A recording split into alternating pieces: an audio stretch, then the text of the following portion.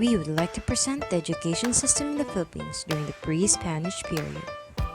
Have you ever wondered what it was like before the Spaniards came to the Philippines? What was it like living in their generation? How did they sustain life? Let us learn together by watching this video. Long before the arrival of the Spaniards in the Philippines, ancient Filipinos were living in scattered barangays and ruled by different chieftains. Diverse as they are, they still have similarities in terms of religion, clothing, houses, system of government, marriage rituals, and economic activities. What makes them unique from each other is the culture they practice. Did you know? Another term for pre-Spanish is pre-colonial, pre-Hispanic, and pre-Magellanic. Now let us move on to the methods of education. As early as in pre-Magellanic times, education was informal, unstructured, and devoid of methods. Children were provided more vocational training and less academics by the parents and in the houses of tribal tutors. The fathers taught their sons how to look for food and other means of livelihood, while the mothers taught their daughters how to do the household chores. Basically, the education of pre-Spanish time was in preparation to be a good husband and wife. Early Filipino ancestors valued education very much. Filipino men and women know how to read and write using their own native alphabet called alibata, or as we call it now, the baybayin. The alibata was composed of 17 symbols representing the letters of the alphabet. Among these 17 symbols were 3 vowels and 14 consonants. Did you know? Alibata and baybayin are the same thing except that alibata is the wrong term. Baybayin literally means to spell. Moving on to the timeline of significant events.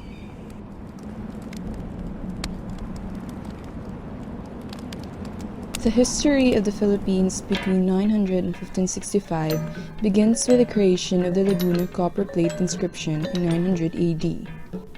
The inscription records its date of creation in the year 822 of the Hindu Saka calendar, corresponding to 900 AD in the Gregorian system. The Laguna copper plate inscription was written using the Kawi script, which originated in Java and was used across maritime Southeast Asia. The earliest date suggested for direct Chinese contact with the Philippines was 982. At the time, merchants from Mayi brought their wares to Guangzhou and Quanzhou. This was mentioned in the history of song and Wenshan Tung Kao by Ma Duanlin, which were authored during the Yuan dynasty.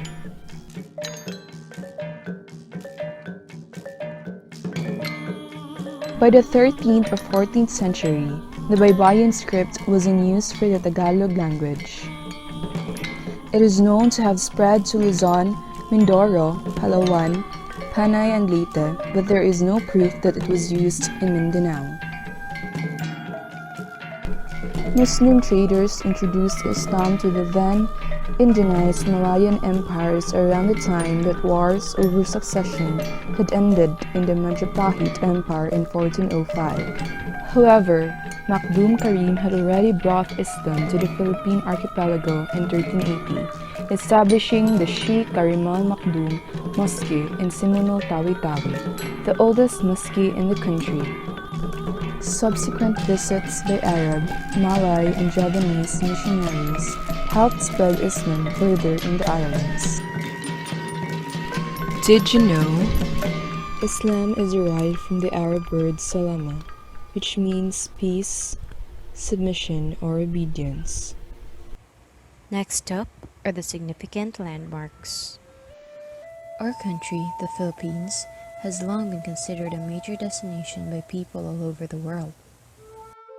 It does not only have plenty of beautiful beaches and scenic spots for everyone to explore and enjoy, but it also has a rich culture and history that everyone will find interesting. Today we will know some of the historic landmarks during the pre-Spanish period. Philippines was believed to be founded by the Portuguese explorer Ferdinand Magellan on March 16, 1521, But before the Spaniards, Philippines was known to be Las Filipinas. Million years ago, the Philippine archipelago was formed by volcanic eruptions.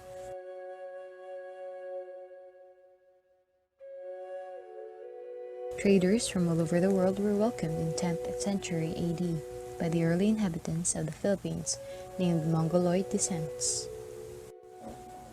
Now, let's go to some landmarks that played a vital role in the Philippines, especially for trade of goods. First one is Tondon, or known today as Tondo, which is located in the northern part of Luzon, founded at around circa 1200s to circa 1500s. Tondo also had major trades with Medang Island of Indonesia for golds and crops. Secondly, Celadon at around 1500s, or also known as Manila today, was also a major trade hub of the Philippines before Spanish colonization. District of Intramuros is where it stands today. Limestone tombs of Kamhantik was found in Mount Maclayo in Sitio Kamhantik located in Mulanay, Quezon. Ijang is a hilltop located in Sabidog, Sabtang, Batanes. It is a pre-Hispanic rock fortress and settlement of the Ibetans that lived at around 2200 BC to 800 BC. Another significant landmark is the Cebu or Subu, Cebu, Zubu, Cebu, or Sibuy, was founded as early as the 9th century. The island is inhabited by people of Malay origin. Cebu also engaged in trades with various Asian countries during the pre-colonial period. Lastly is the Dapitan City. The city is significant in history as it is the place where our national hero, Jose Rizal, was exiled by the Spaniards. But before the colonization, Subanans, a nomad tribe of Indonesia, have settled and lived along the riverbank, out of which their tribe is named after it. Did you know? It is believed that pre-colonial people were the creator of the tombs. Finally, we have reached the impact of the pre-Spanish period on today's generation. Pre-Spanish education has made an impact to the present educational system of the Philippines. Our educational system now has very deep history from the past, in which it has undergone several stages of development, going to the present of education. As mentioned earlier, fathers taught their sons to hunt and other kinds of livelihood, while mothers taught their daughters household chores. Up to the present, we still practice some of those preparation in vocational courses or vocational training program. Like for example, for boys, we have carpentry, electrical courses, and construction operators. While for girls, we also have housekeeping, cookery, dressmaking, and many more. From our observation now, what really stuck onto us other than education is the resiliency of our ancestors. We Filipinos have the capacity to recover quickly from difficulties. Imagine all the eras we had to go through, all the changes we had to adapt to. Don't you agree? And that ends the impact of the pre-Spanish period on today's generation. That concludes what we have researched about pre-Spanish period. We hope you'll learn as much as we did. Don't forget the richness of our history, guys. And keep moving forward for what you have learned. It was a pleasure making this video. Thank you for watching our video. This was Group 1 on the pre-Spanish period. Signing out.